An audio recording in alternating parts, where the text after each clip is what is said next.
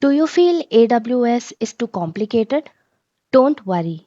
In this video, I'll show you how to use AWS in three simple ways: through the console, the CLI, and the SDK. By the end, you'll create a secure IAM user and test it step by step. This video is a part of the AWS Cloud Fundamentals series by D3V India, made especially for students and teachers in India. Today, we'll start from the very basics of cloud and AWS, understand IAM security, and complete three short labs. By the end of this session, you'll be able to access AWS using the console, the CLI, and the SDK, and manage users securely using IAM. Let's start with what cloud computing actually means. Cloud computing is the on demand delivery of IT resources over the internet. Things like servers, storage, and databases. You don't buy the hardware, you rent it when you need it. You only pay for what you use.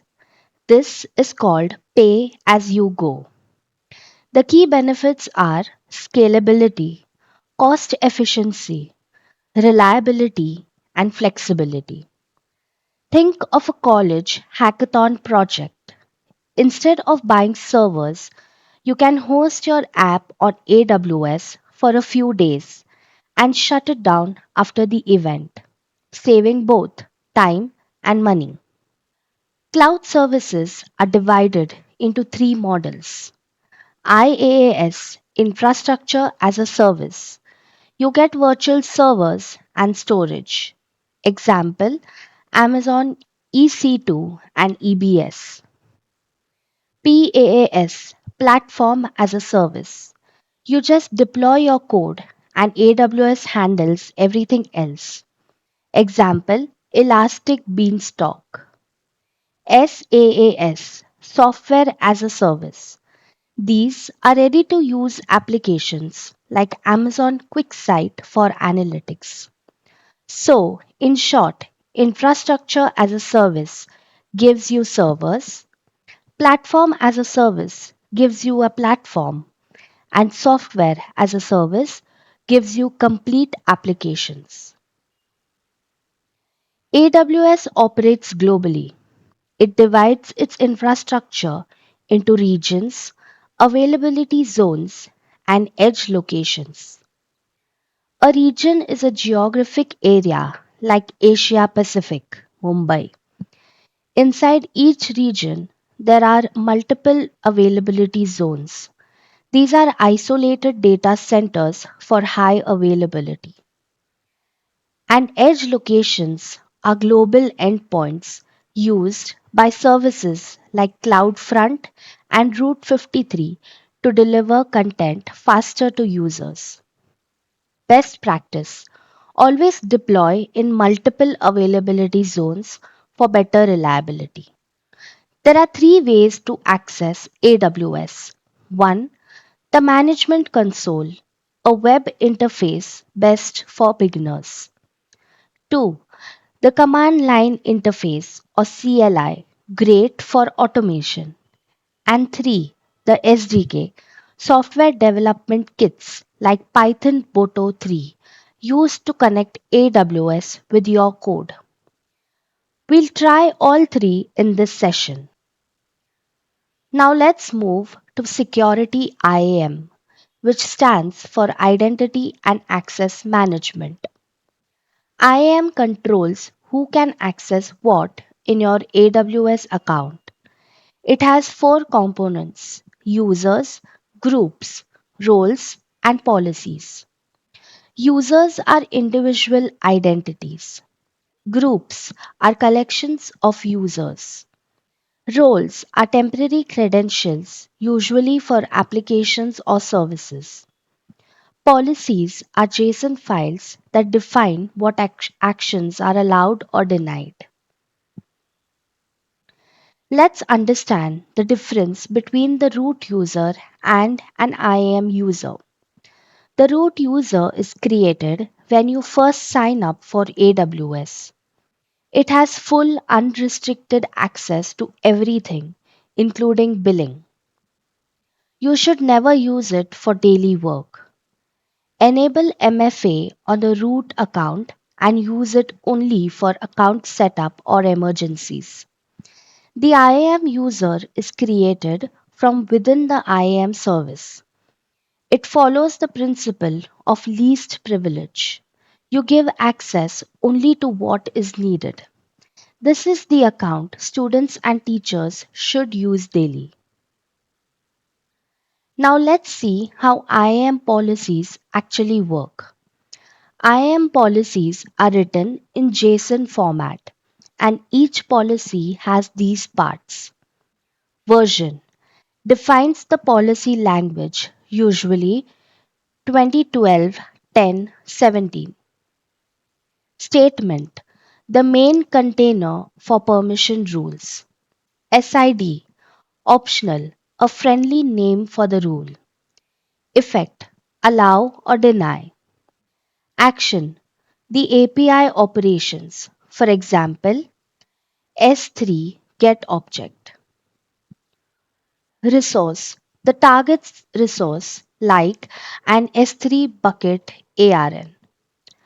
Condition optional specifies when the policy applies like time or IP. In short, effect is equal to allow or deny, action is equal to what, resource is equal to where, and condition is equal to when. This policy lets you list and read from a bucket, but you can't upload or delete objects. Time for your first lab. We'll create an IAM user with read-only S3 access.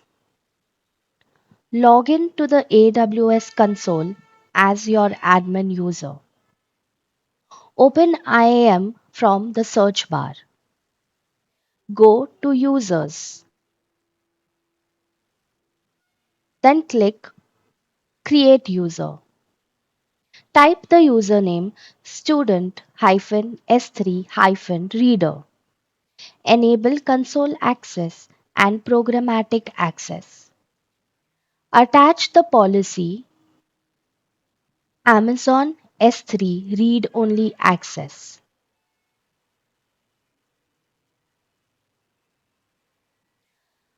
Create the user and download the credentials.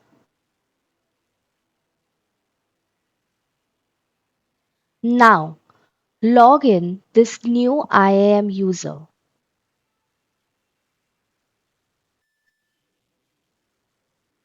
Go to S3. You can list and download objects. But when you try to create a new bucket,